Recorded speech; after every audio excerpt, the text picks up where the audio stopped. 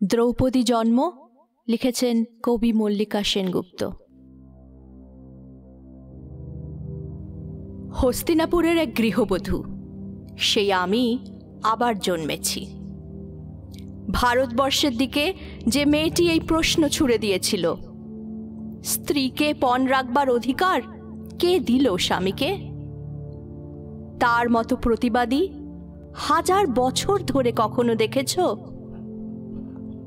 সেই দিন নেশাগ্রস্ত রাজা যুধিষ্ঠির ভারত কাঁপানো সেই কুপ্রস্তাব পেশ করলেন, যিনি নন অতি খর্বা, অতি কৃষ্ণা, কৃষা বা রক্তাভ। পদ্মপলাশ চোখ সেই নারী দ্রৌপদীকে পণ রাখলাম। পৃথিবী তখনও কিন্তু ধ্বংস হয়ে যায়নি মানুষ। ভারতবর্ষের ইতিহাসে বাকি ছিল আরও দুর্ঘটনা। সভাঘর ক্ষুব্ধ হল, বৃদ্ধেরা ধিক্কার দিল, ভীষ্ম হতবাক। সেই দিন আপনারা জানেন, বিদুর এবং গুরু দ্রোণাচার্য 2 হাত মাথায় দিয়ে চুপচাপ মোহগ্রস্ত বসে রইলেন। খুশি গোপন না করে ধৃতরাষ্ট্র বললেন, কে জিতল, কে? পিন পতনের শব্দ শোনা যায়, সভাঘর এমন নীরব। 2 পক্ষ উদ্গ্রীব। শকুনির পাশা বলে উঠল, জিতেছি। উল্লাসে পাগল কর্ণ হেসে উঠলেন, আর ওই দুর্যোধন বললেন, প্রাতিকামী, দাসী দ্রৌপদীকে নিয়ে এসো সভাঘরে। আমার প্রথম স্বামী অধমুখ, দ্বিতীয়ের অবরুদ্ধ ক্রোধ শান্ত করেন তৃতীয়। ফাল্গুনী, তুমিও এত ক্লিপ ছিলে হায়? আমি প্রশ্ন পাঠালাম, প্রাতিকামী, জেনে এসো প্রাজ্ঞদের থেকে, নিজেকে না দ্রৌপদীকে ধর্মরাজ কোন বাজি আগে হেরেছেন? উত্তর এলো না কোনো। পরিবর্তে ধর্মরাজ বলে পাঠালেন, রজস্বলা একবস্ত্রা, কাঁদতে কাঁদতে তুমি শ্বশুরের সামনে দাঁড়াও। টেনে ধরলেন চুল দুঃশাসন এসে, সেই মেঘ বর্ণ চুল, যেখানে ফাল্গুনী তুমি মুখ গুজে শুয়েছিলে নরম নিশীথে। কন্ধর্প নিন্দিত কান্তি ভীমসেন সেই চুলে খেলা করতেন। এই চুলের সুগন্ধে স্নায়ু শান্ত রাখতেন রাজা যুধিষ্ঠির। মাতৃহারা সহদেব এবং নকুল এই চুলের রহস্যে ভুলে থাকতেন শোক। স্বয়ং জননী কুন্তি এই চুলে খোপা বানাতেন। দুঃশাসন সেই চুল টানতে টানতে এনে প্রকাশ্য সভায় দাঁড় করালেন এক অসূর্যস্পর্শা মহিষীকে।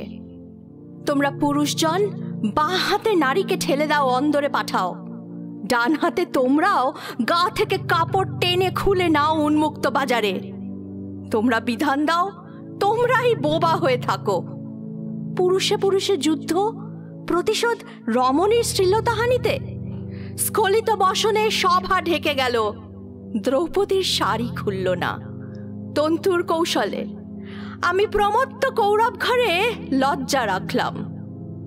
ওরে দুঃশাসন, শোন, শত দেবতাও এসে তোকে বাঁচাবে না। মহাযুদ্ধে পাণ্ডবেরা প্রতিশোধ নেবে এই দারুণ লজ্জার। ধিক কুরুবৃদ্ধগণ, ধিক ঠুটো জগন্নাথ ভারতবাসীকে। আপনারা চুপচাপ বসে দেখলেন এই অধর্মের জয়। সারি সারি আর সারি রেশমের 7 রঙে ঢেকে গেল কৌরবের সভা। তবু গিট খুলল না। লজ্জা বস্ত্রটুকু তবু থেকে গেল দুঃস্বপ্ন শরীরে। শরীর দুঃস্বপ্ন কেন? লেলিহানে শরীর ছুতে চেয়ে পুড়ে গেছে নগর বন্দর। এই মুখ চুম্বকের মতো টেনে এনেছিল নদী তীরে অসংখ্য তরণী। আমার মতোই এক অভিশপ্ত রূপসী, না আমি স্বয়ং? কে যেন আমার মুখ দেখে বলেছিল, থেমে থাকা ইতিহাস। তোমার সৌন্দর্য দেখে অন্য সব নারীদের বানরই লাগছে। কে বলেছে? বলেছিল জয়দ্রথ বনবাসে তাড়া করে এসে। হে পুরুষ, রূপ দেখলেই কেন হাতের মুঠোয় চাও জ্যান্ত মানবীকে? না পেলে তারই শাড়ি টেনে ধরে অশ্লীল হাসিতে তার মুখ কালো করে দিতে চাও। বলো, দ্রৌপদীর বহু পতি, বেশ্যা অতএব। আমি যদি বেশ্যা হই, তুমিও পুরুষ বেশ্যা কর্ণ মহামতি। তোমারও শয্যায় আসে বহু পত্নী, বিবিধ স্ত্রীলোক। তুমি যে নিয়মে চলো, সেই নিয়মে অধিকার আমারও থাকুক। তোমরা যে গ্রন্থ লেখো, সেই গ্রন্থ আমরাও উল্টে দিতে পারি। শোনো কর্ণ, শোনো সভাজন, তোমাদের ছাইপাশ বিধিনিষেধের দিকে একটি বঙ্কিম প্রশ্ন আমি। যখন আমি প্রশ্ন করি, তোমরা ভয় পাও। ভীষ্ম পিতামহ আমার, তুমিও মুখ লোকাও। ধৃতরাষ্ট্র বলুন, আমি কলঙ্কের যোগ্য কিনা আজ? শৃগাল গাধা উঠল ডেকে, অশুভ সব শব্দ মহারাজ। দুর্যোধন উরু দেখান, উরুর নিচে শানিত অপমান। হতচেতন যুধিষ্ঠির, বোঝেন না তো কিছুই মহাপ্রাণ। ঝড়ের মতো ফুঁসে ওঠেন একাই ভীমসেন। অর্জুনের আঙুল তাকে শান্ত রাখছেন। এত সকল কাণ্ড শেষে ধৃতরাষ্ট্র আসরে নামলেন। বলেন তিনি, কৃষ্ণা, তুমি কি বর চাও বলো।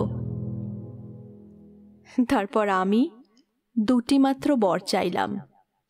প্রথম, হে পিতা, যদি প্রসন্ন থাকেন তো এই বর দিন যে সর্বধর্মচারী যুধিষ্ঠির যেন দাসত্ব থেকে মুক্ত হন। দ্বিতীয় বরে, দাসত্ব মুক্ত হোক বীর শ্রেষ্ঠ ভীমসেন, অর্জুন, নকুল ও সহদেব। বর চেয়েছিলাম কর জোরে, দাঁতে দাঁত চেপে।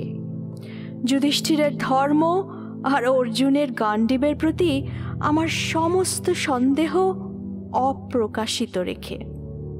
বিশ্ববন্দিত স্বামীদের প্রতি আমার ক্রোধ ও সন্দেহ তো প্রকাশ করা যাবে না। সভাজনের কাছে তারা হাস্যাস্পদ হবেন। ধৃতরাষ্ট্র তৃতীয় বর নিতে অনুরোধ করলেন। আমি নিলাম না, কারণ হে সভাজন, লোভে ধর্ম নাশ হয়। বৈশ্য 1 বর, ক্ষত্রিয়ানি 2 বর, রাজা 3 বর এবং ব্রাহ্মণ 100 বর নিতে পারেন। আপনাদের মহাগ্রন্থে এই বিধান আছে যে রাজ্যপাট যুধিষ্ঠির নিজ দোষে হারিয়েছেন, আমি তৃতীয় বর চেয়ে সেই রাজ্য ফেরত চাইব না। রাজ্য উদ্ধার করবেন আমার পৌরুষগর্বী স্বামীরা, কারণ আপনাদের মহাগ্রন্থে রাজত্ব বিস্তারই পৌরুষের শর্ত। আমার এই আশ্চর্য সিদ্ধান্তে সভা হতবাক হল। শুধু কর্ণ বললেন, দ্রৌপদী দুঃখ সাগরে ডুবে থাকা পাণ্ডবদের নৌকার মতো পার করলেন। ইতিপূর্বে আর কোনো নারী এরকম কাজ করেছেন বলে শুনিনি। আমার স্বামীরা মাথা নিচু করে বসে থাকলেন। এছাড়া আর কি বা আমি করতে পারতাম? অনেক পরে আমার ক্রোধ বিস্ফারিত হলো, যেদিন বনবাসের ঘরে কৃষ্ণ এসে সামনে দাঁড়ালেন। কৃষ্ণ, তুমি এসেছো? যদি শোনো আমার কথা, আমার কোনো যুধিষ্ঠির ভীমার্জুন নেই, আমার কোনো পুরুষ নেই, দ্বৈত নেই, বন্ধু নেই, পিতা বা ভ্রাতা নেই, আমার কোনো সমাজ নেই, পায়ের মাটি নেই। মধুসূদন, তুমিও নেই, তুমিও পাশে ছিলে না সেই দিন।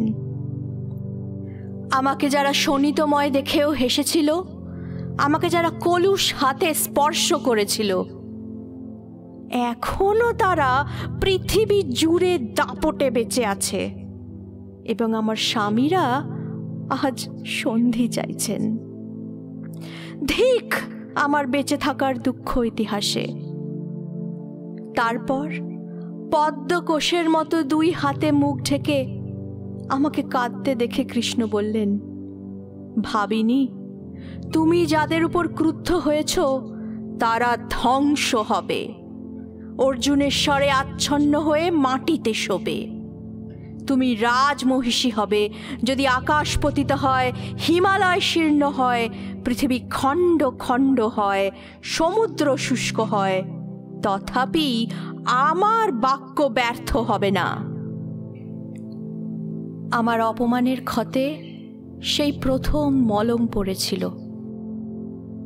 আমার মরুভূমির বালি সেই প্রথম অশ্রু শিখেছিল। কৃষ্ণ, তুমি আমার মনে সেই প্রথম বন্ধু হয়েছিলে। সেই প্রথম ভারতভূমি তোমার পায়ে প্রণাম করেছিল।